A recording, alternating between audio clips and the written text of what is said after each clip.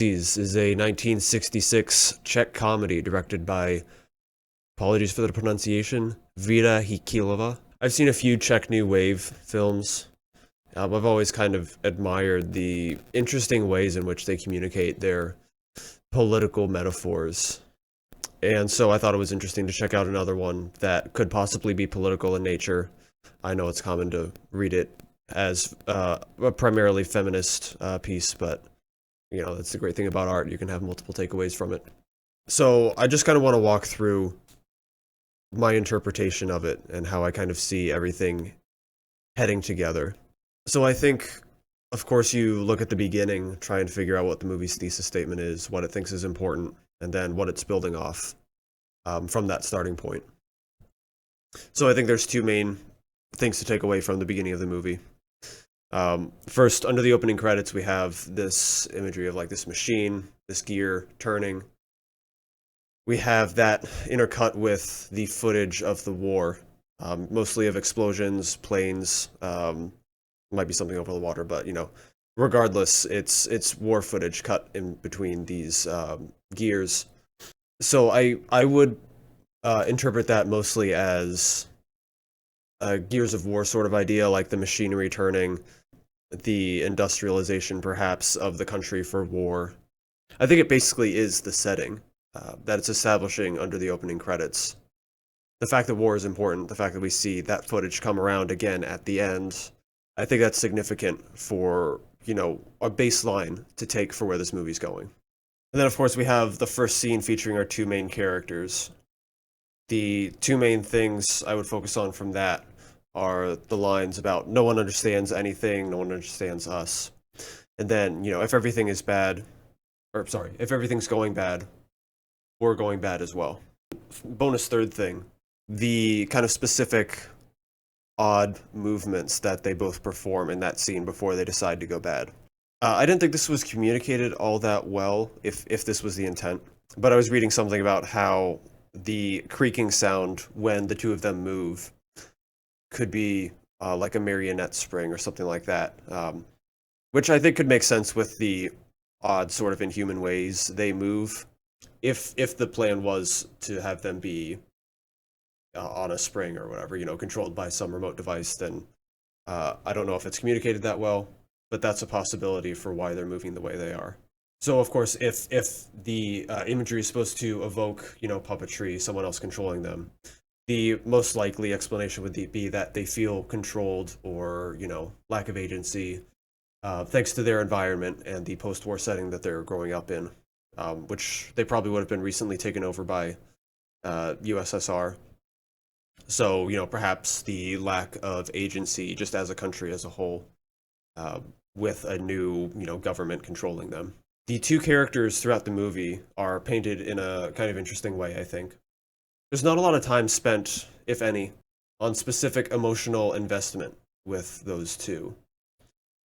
Their actions mostly just play out. We don't get a ton of specific characterization. The lack of a strong narrative structure kind of prevents us from getting into their routine, getting into the way they act, because, you know, it's just flashes, it's bits and pieces of what they do. It's fairly disconnected. And I don't think that's an accident. I think that's pretty consistent with, you know, ways in which the movie's edited in a very chaotic way, and the way their actions are very chaotic. I think it all makes sense together, so I'm not complaining about it. But I do think it's worth noting that the characters are not the emphasis. It's their behavior that's the emphasis. It's what's happening that's important. We're not tied to the characters themselves. At least I wasn't. I think that's the way it's presented. The characters are nuisances in certain senses, in certain contexts, depending on how you look at it. Their focus is more or less on doing what they want, and their focus is kind of disrupting certain societal norms. Some of these are like the way they don't feel the need to, you know, lean on men for doing what they want. You know, they have each other. They don't need to get hung up on, you know, romantic flings. They don't need to consider the feelings of other men when they're going about their business or when they're just on dates. They, you know, don't feel the need to, you know, let the men dominate the date or anything like that. Especially the first one, I think there's, specific behavior of the one of them kind of taking charge of the date, being assertive, getting her food, getting what she wants. There's clearly an emphasis on that. And I think it's kind of an interesting question of, does the film say that their behavior is good or not? I think it's kind of interesting that it's a little bit vague, to me at least, the stance the movie takes on the way they act. I'm thinking of 3 specific behavior instances here. Like I mentioned with the dates earlier, their behavior is certainly self-centered in terms of getting what they want, in terms of doing what they want. They're kind of having fun, ditching the guys, and, it's whatever. You could perhaps say that it's not good what they're doing because it's being unkind to people who we don't really see do anything wrong, per se. They're certainly older men, so you could perhaps question their intentions a little bit. I guess we don't know how old these two are, so there is a little bit of an age dynamic at play. But I think it's hard to take away from it that the people they're dating are being predatory necessarily. I mean, the one old guy does ask for a kiss, so that perhaps, leans the scale a little bit more towards the men having dubious intentions or whatever. So you could argue that the way they're acting there is kind of like a karmic good, so to speak, in terms of trying to overcome the bad that they would be doing, something to that effect. But I think if it is, it's kind of weakly so. At the show, they're kind of bothering that couple who didn't really deserve it. They haven't done anything. They're just sitting there watching the show, whatever. And they're just disrupting it for people, presumably. No one seems to mind all that much besides the couple because they're the ones they're most directly affecting. You could also argue, though, that this is, more metaphorical, talking about the, impact that the changing younger generation has on the older generation. Perhaps what the younger generation is doing is not inherently wrong. It just seems wrong to someone of a previous generation who is being inconvenienced by it. Again, I think it's hard for me to say that their behavior is good necessarily, but, perhaps in the service of metaphor, it might be more neutral, more on their side. When they're ruining the banquet, we don't really know whose banquet it is, I don't think. So, it's hard to say that they're doing anything good.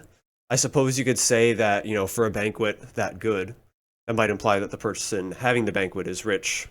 Depending on your views of the morality of wealth, you could say there's something there in terms of taking something away from someone who didn't deserve it, shouldn't have it, whatever. But at the same time, it's not like they're starving or anything like that. It's not like they're doing something wrong that you could justify for them as getting something they need from someone who has things they don't need. Just for those main 3 instances, I think it's, there's not a clear positive or negative way the film views their actions morally. And I think that's fine. There doesn't need to be a strong moral bent to what they do. Because I don't think the main focus is the morality of their behavior. I don't think it needs to be, and I don't think it is. It's more the style and effect of it. The style and being, kind of like the way it's very self-centered, self-serving, self-fulfilling, whatnot. They're doing whatever they want. That's their primary goal, more or less. And also the fact that it's not helping. And when I say not helping, I kind of am calling back to one of those lines at the beginning, talking about, no one understands anything, no one understands us. There is a little bit of an undercurrent of dissatisfaction, disillusionment, slight nihilism from the two of them throughout the movie, I think. It's not terribly present because a lot of the film is focused on their actions, the things they're doing, their behavior. But every now and then I think it shows up beyond that first line. There's, moments where it seems like they're not getting satisfaction from their behavior, or they're kind of considering existence in general. They're sad about not being seen, or really it's the one girl, I guess, who's sad about not being seen. So it almost seems like their behavior is no longer having the effect that they would like, and, they're kind of questioning why they're acting that way to begin with. The line at that bus stop, I think it was, if I had to guess, And from the bath leading into it about, nothing exists. You can't prove things exist. Something should be happening, but it's not, stuff like that, indicating a certain sense of dissatisfaction as well. To me, it feels like it's emphasizing that even though, they have this style of behavior that they're trying to satisfy themselves with, maybe that's not the answer. Maybe just going along with what they perceive society to be doing in terms of going bad is not actually getting what they want. So I think personally that combination of their ambiguity of the morality of their behavior combined with the sort of internal bordering on despair or dissatisfaction, perhaps would be more appropriate, that they're feeling kind of reinforces that idea of like an identity crisis, more or less. At the end, I think there's a couple things of note. The drowning, I guess I would frame as a sort of rejection by society. I think that's a kind of moment where the people who could be rescuing them, perhaps that's the older generation, doesn't want people like that. They have their ideals, which these people were subverting, and they kind of reject that subversion, right? Like the people who are in power are always going to have a certain amount of sway over who gets help, who gets, the biggest step up. So, if you're not meeting their criteria, informal or formal, then you might be left to drown. So I think personally that would be my interpretation of that. They're more or less being left to drown by a generation that does not approve of the way they're going about things. So then in an effort to, rectify that, they dress up in their newspaper suits, they try to set the table again, they try to say that they're happy. The newspaper suits, I think, are serving two purposes. The first, at least I think of reading the newspaper as, not in the year 2023, but as like a normal activity. So their outfit is composed of something that's extremely normal, at least is the way I'm looking at it. It is also very well tied, I guess we'll say. There's a lot of knots. They look like they're more or less trussed up, even though they can move around. And so I think, those two combined, it's a visual representation of the restriction of normalcy. As they're kind of carrying, dishes and fragments, stuff like that, trying to piece something together in this kind of confine of normalcy that they're given. They're trying to be what they're expected to be. But, obviously they just can't put it all together. They don't have the ingredients, perhaps you could say. Perhaps they're just not able to go back to normalcy after experiencing something that they enjoyed. And so they're kind of stuck in between a rock and a hard place there. Stuck between deciding, should we try to continue doing this, that was more fun, this more fun style of living that rejected certain norms? Or should we try to fit in, try to, be happy with the expectations? I think it's certainly implied that they're just trying to tell themselves they're happy at the end. So I think they're just it puts them in a tough spot. I think it puts them in basically an identity crisis. And, I would certainly argue that this probably is representative of a certain attitude of probably young people in Czechoslovakia at the time, trying to come to terms with the country they're living in, who they need to be, if they can change anything, what comes next. I think there's a lot of uncertainty in the movie, and even though it's not the highest percentage content of the movie, right? Like I only pointed out a few scenes where I see the hesitancy, but there's a lot more scenes where they're kind of like causing an uproar, having fun, stuff like that. But I think having the film be grounded in that war footage, grounded in no one understanding them, I think that through line comes through and stands out to me a little bit more than the way their behavior comes across, I guess. Because I don't see the behavior being tied to anything very positive, I think. Like I said, I don't see the characters being very strongly established, so we don't have a strong link to them to associate their behavior with something good. I think the behavior stands on its own, and the behavior is not a strong statement. I think the stronger statement is the hesitancy and the uncertainty. And I certainly think the movie could primarily be about feminism. I get reading that. I mean, the leads are women, and, it deals with upheaving those societal norms, like we touched on, like with the food, reliance on men, certain characteristics of, feminine cleanliness, neatness, whatever. Like their apartment is kind of fascinating in and of itself. You could even read the ending in the same way as being, forced to return to certain norms and being constricted by them.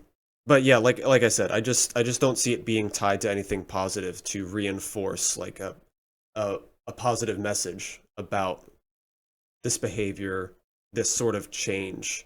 So I would place the emphasis on that idea of an identity crisis. And I just think it's fascinating to think through these kinds of movies. I love movies that make me do some homework, make me do some thinking, and, maybe write things out a couple times before I put pieces together. So this is just a fun exercise for me, just talking through what things might mean. And I'm sure there are plenty of other, probably better thought through interpretations than mine. We'll probably go do a little bit of reading on some of them after this, but I just love these kinds of exercises. I love these kinds of movies. I'm so glad that art like this exists to, make people think about what the intent is, what it means, how it might come across in perhaps unintended ways, or the intended way. You never know. But that's all.